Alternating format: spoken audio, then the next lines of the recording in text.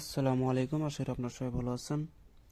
আজকের বিদ্যাটা হবে কালী হাজির করা মাদারের হুঙ্কার।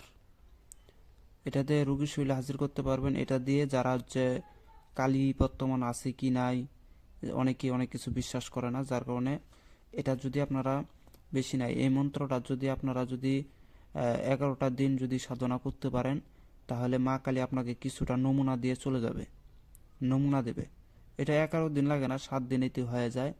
কেননা 7 দিন 11 দিনের কথা বললাম কেন, যদি কেউ এক মালা করে 7 দিন জপ করে তাহলে সে 7 দিনের ভিতরেই রেজাল্ট পেয়ে যাবে। আর যদি কেউ 51 বার করে যদি 11 দিন করতে পারে, তাহলে তাকে 11 দিনের ভিতরেই মা কালীর কিছুটা নমুনা আপনারা পেয়ে যাবেন। আপনাকে দেখা দিবে কিঞ্চিত পরিমাণ, আপনাকে বুঝাইয়া দিবে যে আসলেই এই তন্ত্র লাইনের ভিতরে মা কালী একজন আছে। এটা হচ্ছে সে মাদারের হুঙ্কার। এই মন্ত্রটা দিয়ে আপনারা মাদারকে, মা কালীকে হাজির করতে পারবেন রোগীর শরীরে। মা কালীর কাছ থেকে যদি আপনারা 7 দিন যদি এক মালা করে জপ করতে পারেন, তাহলে কিন্তু মা কালীর কৃপা আপনাদের উপরে চলে আসবে। আসার পরে কি করবেন, তখন থেকে আপনারা যে কাজগুলো করবেন মা কালী আপনাকে সহায় করবে। তো এই ছিল মন্ত্রটা। আমি মন্ত্রটা বলতেছি, আপনারা শুনবেন। আর ভিডিওটা ভালো লাগে অবশ্যই লাইক কমেন্ট শেয়ার করে পাশে থাকবেন। বিসমিল্লাহি আল্লাহু আকবার বলিয়া স্মরণ করিলাম মাদার মণি। কি বলিব মাদার মণির কথা, মাদার অবতার রাসুলের পিয়ারা, মাদার হও গো আগুয়ান। তুমি মাদার জিন্দা, মাদার তোমাকে মানে দেবতা তামার নিনছান। দমের মাদারের দমের মাদারের নাম লইলে বিপদ হয় আসান। মাদার সাহেবের নাম লইয়া ধরিলাম ডাকিবার, কোথায় আছো দেব দেবতা জিন পরিকালে, হাজির হও তাড়াতাড়ি দোহাই, হাজির হও।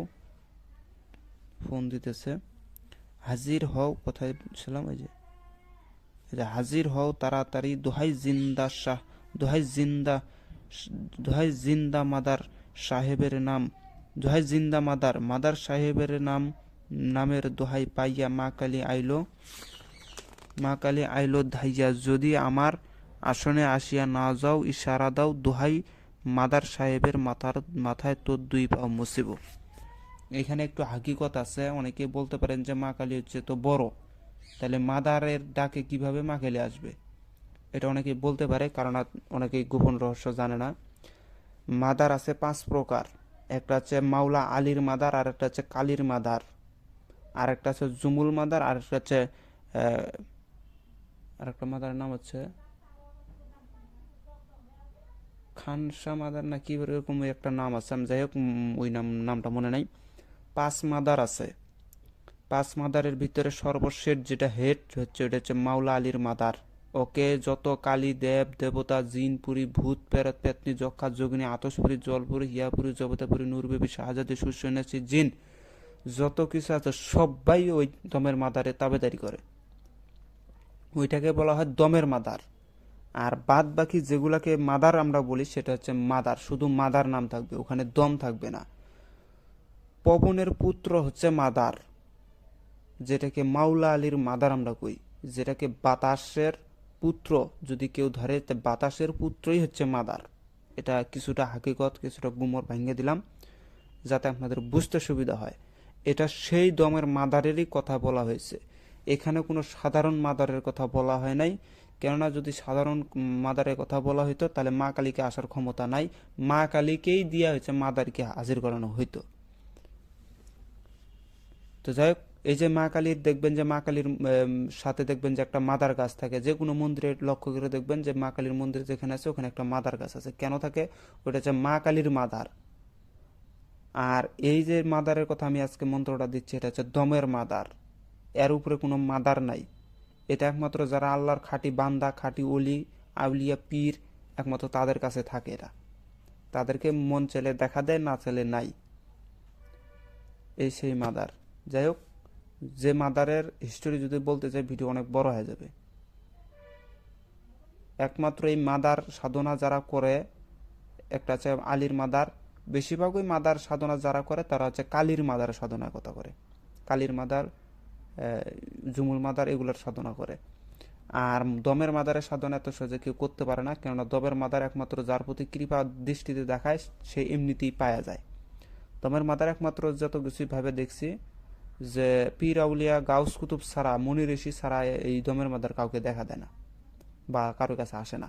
আর যেগুলো আসে সেগুলো হচ্ছে কালীর মাদার, যেটা আমরা চাইলে ভরণ তুলেও দিতে পারি, আমরা চাইলে হচ্ছে যে কাউকে সাধনায় বসায়ও দিতে পারি। কিন্তু দমের মাদারের সাধনায় যদি আপনারা বসায় দেন, সে আজীবনও জয়যুক্ত হতে পারবে না। তাকে একমাত্র পাঞ্জাতনের যদি সাধনা করে পাঞ্জাতনের, তাহলে দমের মাদার এমনিতেই তার কাছে চলে আসে। তো যাই হোক, আমি মন্ত্রটা আবার বলতেছি। বিসমিল্লাহি আল্লাহ একবার বলিয়া স্মরণ করিলাম মাদার মণি। কি বলবো মাদার মণির কথা?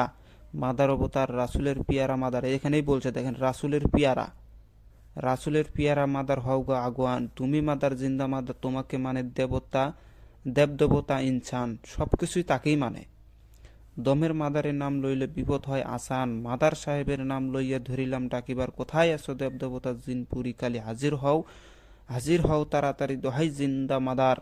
মাদার সাহেবের, এখানে কিন্তু এই যে এটা তাড়াতাড়ি পরে হবে এই যে দোহাই জিন্দা মাদার, তারপরে আবার হবে মাদার সাহেবের নামের দোহাই পাইয়া মা কালী আইলো ধাইয়া, মা কালী আইলো ধাইয়া, যদি আমার আসনে আসিয়া না যাও ইশারা দাও, না যাও ইশারা দাও, দোহাই মাদার সাহেবের মাথায় তো দুই পা মুসিবু। এটা হচ্ছে সেই মন্ত্র। এই যে ইশারা, আপনাকে এই 7 দিন জপ করলে পারে মা কালী আপনাকে আপনি ইশারা দিয়ে দিবে যে আমি আছি তোমার পাশে, এরকম করে যে কোনো একটা ইশারা আপনাকে দিয়ে দিবে। তো যাই হোক, এই ছিল আজকের ভিডিওটা ভালো অবশ্যই লাইক কমেন্ট শেয়ার করে আমার পাশে থাকবেন। ধন্যবাদ।